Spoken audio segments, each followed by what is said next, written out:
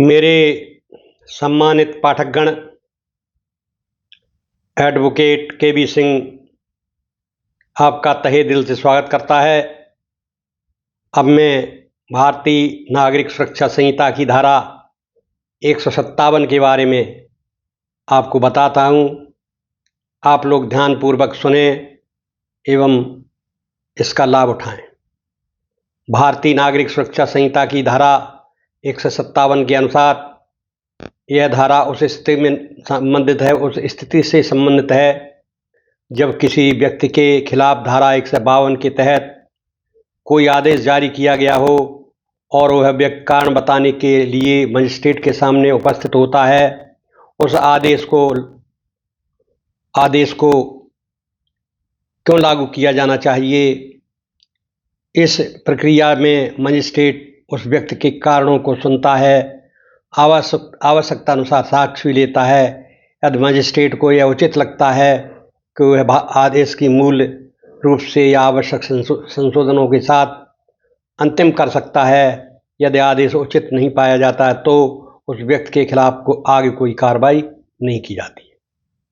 कहने का तात्पर्य यह है कि जब BNSS की धारा 152 के तहत किसी को आदेश दिया जाता है किसी कार्य को करने के लिए, लेकिन वो उसके खिलाफ अदालत में उपस्थित होता है, कार्यकारी मजिस्ट्रेट या SDM के कार्यालय में उपस्थित होता है और उसके अपने पक्ष के साक्ष्य प्रस्तुत करता है और मजिस्ट्रेट के संज्ञान में समझ में ये बात आ जाती है कागज़ों को देखकर कि मामला इसके पक्ष में जा रहा है, तो फिर आगे वो कार्रवाई नहीं की जाती है। इस धारा के तहत कार्रवाई को यथासंभव जल्दी करने का प्रावधान है, जो सामान्यतः 90 दिनों के भीतर पूरी होनी चाहिए, पर ज़रूरत पड़ने पर मजिस्ट्रेट से अधिकतम 1 से 20 दिनों तक बढ़ा सकता है, बशर्ते विस्तार के कारण लिखित में दर्ज किए गए हों। इस धारा का उपयोग सार्वजनिक उपद्रवों, जनसमूहों और संबंधित आदेशों के खिलाफ कारण बताने की प्रक्रिया में किया जाता है और यह धारा उन मामलों में न्यायिक प्रक्रिया के एक महत्वपूर्ण क्षण को परिभाषित करती है ताकि आदेशों की पारदर्शिता और न्याय संगत व्याख्या हो सके। यह ध्यान देना जरूरी है कि इस धारा में भारतीय दंड संहिता IPC की धारा का कोई संबंध या मिलान नहीं किया गया है। इसे अलग से समझा जाना चाहिए। संक्षेप में भारतीय नागरिक सुरक्षा संहिता की धारा 157 एक ऐसी कानून प्रक्रिया वर्णित करती है जहां आदेश के खिलाफ कारण बताने का अवसर दिया जाता है और मजिस्ट्रेट द्वारा उस कारण की जांच का निर्णय लिया जाता है कि आदेश लागू किया जाना चाहिए या नहीं। यह प्रक्रिया कानून के अनुपालन और न्याय के अवसर को गारंटी देती है।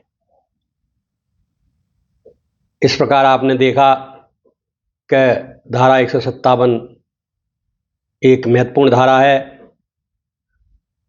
धारा 157 में प्रक्रिया क्या अपनाई जाती है ये भी मैं आपको बताता हूँ। धारा 157 के अंतर्गत जांच की प्रक्रिया और कदम निम्नलिखित हैं। नंबर 1, सूचना प्राप्त करना या संदेह होना। यदि पुलिस थाने के प्रभारी अधिकारी को किसी अपराध के होने का संदेह होता है तो वह तत्काल फौरन उस मामले की रिपोर्ट मजिस्ट्रेट को भेजता है जो उस अपराध का संज्ञान ले सकता है। रिपोर्ट भेजना, यह रिपोर्ट पुलिस द्वारा आरोपी के विरुद्ध गिरफ्तारी, जांच या आवश्यक कार्रवाई संबंधित मजिस्ट्रेट को दी जाती है। नंबर 3, परीक्षा और अन्वेषण। पुलिस अधिकारी या अधीनस्थ अधिकारी यदि आवश्यक हो तो मौके पर जाकर या तथ्यों की जांच कर सकता है, जैसे अपराध कब और कैसे हुआ, किसने किया। आवश्यक कार्रवाई, यदि मामला गंभीर है तो आरोपी की गिरफ्तारी की जाती है और आवश्यक कार्रवाई की जाती है। यदि मामला मामूली या संदेहास्पद है तो अधिकारी जांच न करने पर का निर्णय भी ले सकते हैं। कारण स्पष्ट करना, अधिकारी अपनी रिपोर्ट में बताएगा क्यों उसने आवश्यक कदम नहीं उठाए। यदि कोई निर्णय न लेने का निर्णय लिया जाता है तो उसकी तुरंत सूचना दी जाएगी।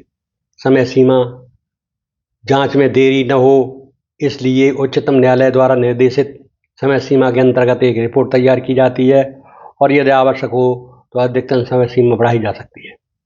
मुख्य उद्देश्य: यह प्रक्रिया जांच की प्राथमिकता, गति और पारदर्शिता सुनिश्चित करने के लिए है ताकि गलत और अनावश्यक गिरफ्तारियों से बचा जा सके और सही दिशा निर्देशों का पालन हो सके।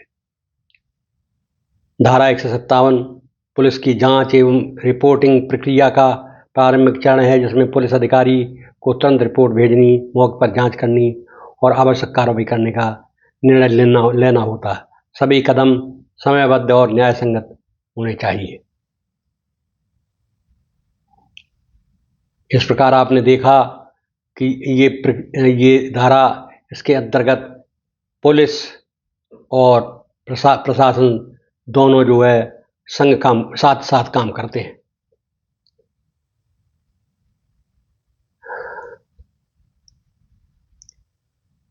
धारा 157 के तहत प्रतिवेदक और आरोपित के अधिकार क्या हैं?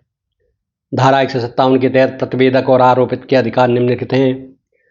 नंबर 1, प्रतिवेदक के अधिकार: पुलिस को सूचना देने का अधिकार। प्रतिवेदक को अपराध या घटना की सूचना पुलिस अधिकारी को देने का अधिकार होता है। जांच की जानकारी प्राप्त करने का अधिकार: प्रतिवेदक को पुलिस द्वारा मामले की जांच के बारे में जानकारी प्राप्त करने का अधिकार होता है। नंबर 3, यदि पुलिस जांच न करे तो उसके कारण बताने को कहने का अधिकार: पुलिस के द्वारा जांच में विलंब या अनदेखी होने पर प्रतिवेदक को मजिस्ट्रेट से शिकायत करने का अधिकार होता है। आरोपित के अधिकार: न्यायिक सुरक्षा का अधिकार: आरोपित जो उचित प्रक्रिया का पालन करते हुए जांच या न्याय प्राप्त करने का अधिकार होता है। बिना किसी अनुचित देरी के जांच पूरी होने का अधिकार: आरोपी की जांच को समयबद्ध तरीके से पूरा किया जाना चाहिए। नंबर 3, आरोपित के खिलाफ अवैध या मनमानी गिरफ्तारी न होने का अधिकार: जांच प्रक्रिया में आरोपित के अधिकारों का सम्मान किया जाना अनिवार्य है। नंबर 4, गिरफ्तारी या अन्य कार्रवाई के पहले कारण सुनने का अधिकार: यदि आवश्यक हो तो आरोपित को कारण बताने का मौका दिया जाता है। संक्षेप में, धारा 157 के तहत दोनों पक्षों को कानून के अनुसार सूचना देने, जांच की पारदर्शिता या न्याय की प्रक्रिया में संरक्षण का अधिकार मिलता है, जिससे दोनों की कानूनी सुरक्षा सुनिश्चित हो सके। यह धारा जांच प्रक्रिया के न्याय संगत और समयबद्ध होने का आधार प्रदान करती है। इस प्रकार आपने देखा कि धारा 157 में पुलिस अधिकारी या कार्यकारी मजिस्ट्रेट जांच करने के बाद ही कोई कदम उठाते हैं, इतनी जल्दी कोई कदम नहीं उठाते।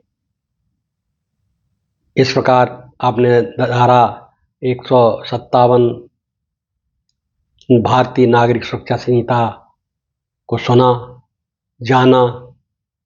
अब मैं इस वीडियो से आपसे विदा लेता हूँ। धन्यवाद।